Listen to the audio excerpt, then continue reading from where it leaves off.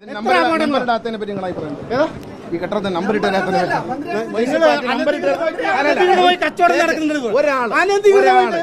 നിങ്ങൾ എനിക്ക് ഇതുമായി ബന്ധപ്പെട്ട നിവേദനം തന്നിട്ടുണ്ടോ? ഇല്ലല്ലോ.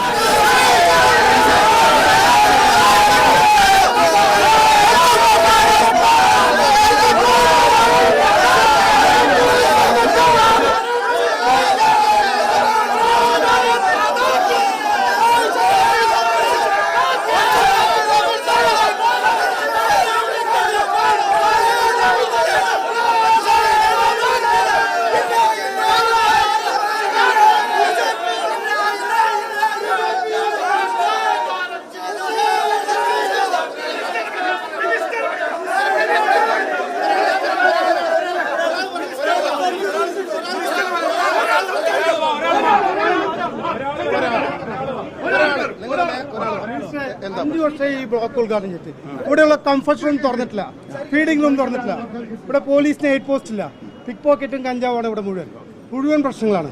ഇപ്പോഴാണ് നിങ്ങൾ AC റൂം ഉദ്ഘാടനം ചെയ്യുന്നത്. AC റൂം ഉദ്ഘാടനം ചെയ്ത് ഫീഡിംഗ് റൂം അതിനകത്തുണ്ട്. പിന്നെ സർവീസ് അല്ലേ, സാധാരണക്കാർക്ക് കയറാൻ പറ്റുമോ? 5 വർഷമായിട്ട് ഇവിടെ ഈ കംഫർട്ട് റൂം എന്താ തുറക്കാത്തത്? ബസ്സുകൾ മുഴുവൻ റോഡിലാണ് പാർക്ക് ചെയ്യുന്നത്.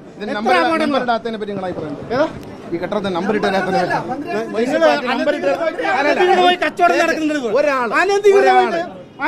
കച്ചവടം നടക്കണം. പാർക്കിംഗിന് ടെൻഡർ ചെയ്തിട്ട് മുഴുവൻ അനധികൃത അതിനെങ്ങനെ നമ്പർ കൊടുക്കാൻ പറ്റുക? ഈ ഒരു നമ്പർ ഇട്ട് കൊടുത്തിട്ടുണ്ട് മുനിസിപ്പാലിറ്റി. അവർക്ക് ഇല്ലല്ലോ, മുനിസിപ്പാലിറ്റി കൊടുത്തിട്ടില്ല. അവർ കോടതിയിൽ സ്റ്റേ ചെയ്തിരിക്കുകയാണ്.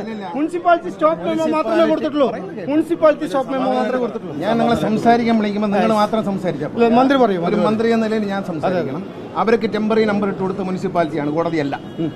ഈ കെട്ടിടത്തിന് നമ്പർ ഇട്ടാത്ത മുനിസിപ്പാലിറ്റിയാണ്. നിങ്ങൾ മുനിസിപ്പൽ ചെയർമാനോട് വയലേഷനുമില്ല, ഇവർ അവിടെ ഇരിക്കുന്നുള്ള കാരണം പറഞ്ഞാണ് തരാത്തതെന്ന് മുനിസിപ്പൽ ചെയർമാൻ എന്നോട് പറഞ്ഞു.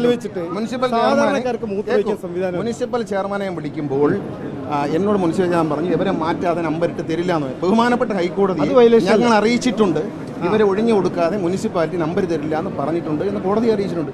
കോടതി ഇവരോട് ഒഴിഞ്ഞു പോകാൻ പറഞ്ഞ അമ്മര് കാശ് വാങ്ങിക്കുന്നില്ല.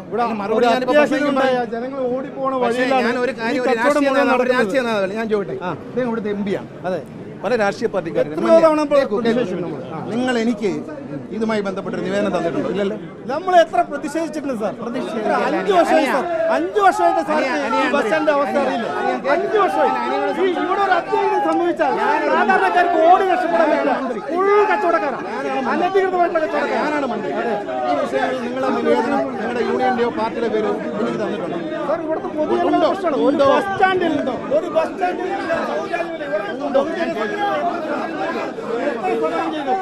ഈ ബാത്റൂം എപ്പോ തുറന്നു കൊടുക്കും? അത് മന്ത്രിക്ക് പ്രഖ്യാപിക്കാൻ പറ്റുമോ? ഈ ബാത്റൂം എപ്പോ തുറന്നു കൊടുക്കാൻ പറ്റും? അത് മന്ത്രിക്ക് ഫീഡിംഗ് റൂം തുറന്നു കൊടുക്കാൻ പറ്റുമോ? പൈസക്കാരെ മാത്രം മൂത്രമൊഴിച്ചാൽ മതിയോ? പണക്കാര് മാത്രം ഫീഡ് ചെയ്താൽ മതിയോ? സാധാരണക്കാർ ഫീഡ് ചെയ്യണ്ടേ? നിങ്ങളെ സമ്മേളനത്തിന് വേണ്ടിയിട്ട് മണിക്കൂറിന് 20 രൂപ കൊടുത്ത് ഇവിടുത്തെ യാത്രക്കാർക്ക് ഫീഡ് ചെയ്യാൻ പറ്റുമോ? ഒരു ഫീഡിംഗ് റൂമിന് AC റൂമിൽ കാശ് കൊടുത്ത് പോകണം. ഇതാണോ സർക്കാരിന്റെ നയം? ഇതാണ് ഞങ്ങൾ ചോദിക്കുന്നത്. നമ്പർ ഇടാത്ത ബിൽഡിംഗ് റൂൾ പ്രകാരം അപേക്ഷിക്കും, ഇല്ലെങ്കിൽ കോടതിയിൽ പോയി ഡീമിന് നമ്പർ എടുക്കാലോ. അതിന് സംവിധാനമുള്ളല്ലോ.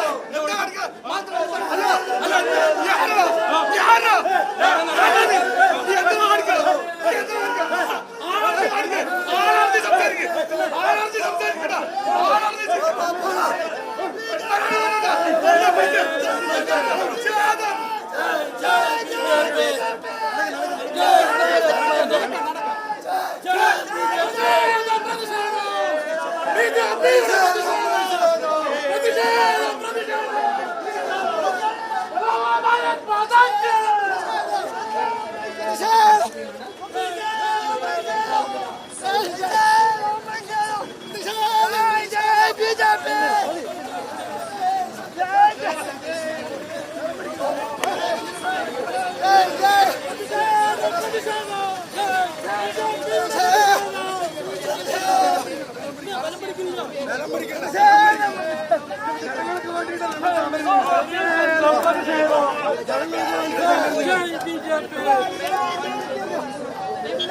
ജനാധിപത്യ